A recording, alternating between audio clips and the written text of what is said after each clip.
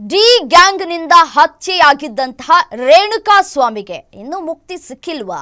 ದುರಂತ ಅಂತ್ಯ ಕಂಡಿದ್ದಂತಹ ರೇಣುಕಾ ಸ್ವಾಮಿಗೆ ಸಮಾಧಿಯಲ್ಲೂ ಮುಕ್ತಿ ಇಲ್ಲ ನೋಡಿ. ಅಭಿವೃದ್ಧಿ ಹೆಸರಲ್ಲಿ ಸ್ಮಶಾನದಲ್ಲಿ ಇದ್ದಂತಹ ರೇಣುಕಾ ಸ್ವಾಮಿ ಸಮಾಧಿಯನ್ನ ತೆರವು ಮಾಡಿಬಿಟ್ಟಿದ್ದಾರೆ.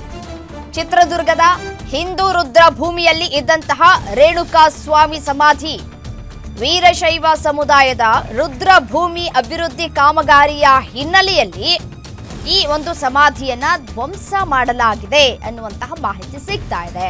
ರೇಣುಕಾ ಸ್ವಾಮಿ ಸೇರಿ ಹಲವರ ಸಮಾಧಿ ತೆರವನ್ನ ಮಾಡಿಸಿದ್ದಾರೆ ಮುಖಂಡರು.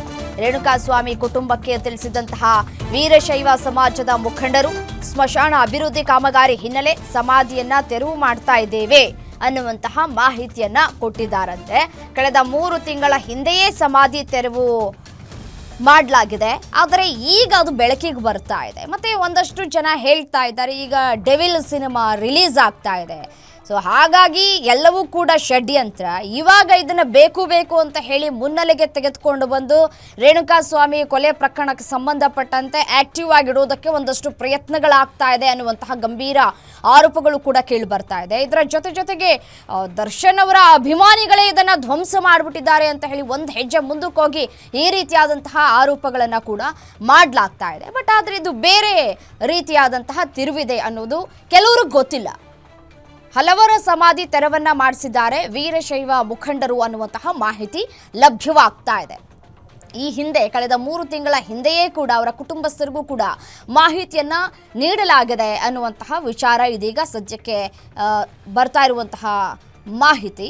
ಸ್ಮಶಾನ ಅಭಿವೃದ್ಧಿ ಮಾಡಬೇಕಾಗಿದೆ, ಕಾಮಗಾರಿ ಮಾಡಬೇಕಾಗಿದೆ. ಹಾಗಾಗಿ ಒಂದಷ್ಟು ಈ ಸಮಾಧಿಗಳನ್ನು ತೆರವು ಮಾಡುವಂತಹ ಕೆಲಸಗಳಾಗಬೇಕಾಗಿದೆ. ಅದರಲ್ಲಿ ರೇಣುಕಾ ಸ್ವಾಮಿ ಅವರ ಸಮಾಧಿಯನ್ನು ಕೂಡ ನಾವು ತೆರವು ಮಾಡ್ತಾ ಇದ್ದೀವಿ ಅಂತ ಹೇಳಿ ಮಾಹಿತಿಯನ್ನು ಹಂಚಿಕೊಂಡಿದ್ದಾರೆ ಕುಟುಂಬಸ್ಥರಿಗೆ. ಬಟ್ ಕುಟುಂಬಸ್ಥರ ವರ್ಷನ್ ಸಹಜವಾಗಿಯೇ ಬೇರೆ ರೀತಿಯಾಗಿ ಇರುತ್ತೆ. ಇಲ್ಲ ನಮ್ಗೆ ಹೇಳಿಲ್ಲ ಅಂತನಾದರೂ ಹೇಳಬಹುದು, ಹೌದು ಹೇಳಿದ್ದಾರೆ, ಹೇಳಿಯೇ ತೆರವು ಮಾಡಿದ್ದಾರೆ ಅನ್ನುವಂತಹ ಮಾತುಗಳನ್ನು ಕೂಡ ಆಡಬಹುದು. ಬಟ್ ಗೊತ್ತಿಲ್ಲ. ಬಟ್ ಆದರೆ ಹಿಂದೂ ರುದ್ರ ಭೂಮಿಯನ್ನು ನಾವು ಡೆವಲಪ್ ಮಾಡಬೇಕಾಗಿತ್ತು ಅನ್ನುವಂತಹ ವಿಚಾರ ಇಲ್ಲಿ ಸದ್ಯಕ್ಕೆ ಬೆಳಕಿಗೆ ಬಂದಿದೆ.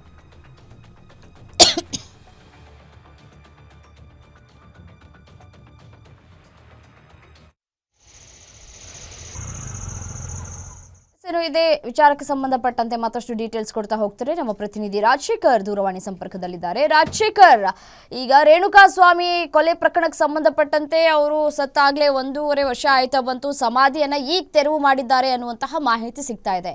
ಯಾವಾಗ ತೆರವು ಮಾಡಿದ್ದು ಈ ಒಂದು ಸಮಾಧಿಯನ್ನ? ಕುಟುಂಬಸ್ಥರಿಗೆ ಇನ್ಫಾರ್ಮೇಶನ್ ಪಾಸ್ ಆಗಿದ್ಯಾ?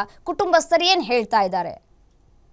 ಎಸ್ ರಮ್ಯಾ, ಚಿತ್ರದುರ್ಗದ ರೇಣುಕಾ ಸ್ವಾಮಿ ಏನಿದ್ದಾರೆ ದರ್ಶನ್ ಅಂಡ್ ಗ್ಯಾಂಗ್ ನಿಂದ ಏನು ಕೊಲೆಯಾದಂತಹ ರೇಣುಕಾ ಸ್ವಾಮಿಯನ್ನ ಜಟ್ಪಟ್ ನಗರದಲ್ಲಿರ್ತಕ್ಕಂಥ ರುದ್ರಭೂಮಿಯಲ್ಲಿ, ವೀರಶೈವ ರುದ್ರಭೂಮಿಯಲ್ಲಿ ಏನು ಸಮಾಧಿಯನ್ನ ಮಾಡಲಾಗಿತ್ತು. ಈ ಒಂದು ಸಮಾಧಿಯನ್ನ ಸೆಪ್ಟೆಂಬರ್ 12ರಂದು ತೆರವು ಮಾಡಿರುವಂತದ್ದು. ಈ ಕಾರಣ ಅಂದ್ರೆ ವೀರಶೈವ ರುದ್ರಭೂಮಿಯ ಅಭಿವೃದ್ಧಿಗೋಸ್ಕರವಾಗಿಯೇ ಈ ಒಂದು ಸಮಾಧಿಯನ್ನ ತೆರವು ಮಾಡಿರುವಂತದ್ದು.